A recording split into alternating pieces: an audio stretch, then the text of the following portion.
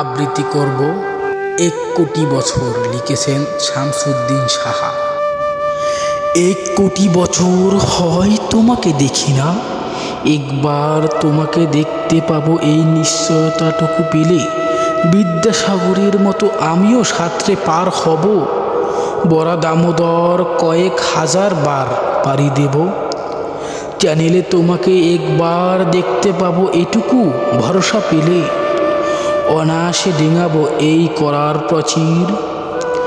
ছুটে যাব নাগরাজ্যের পাতালপুরী কিংবা বোমারু বিমান ওরা শঙ্কিত শহরে।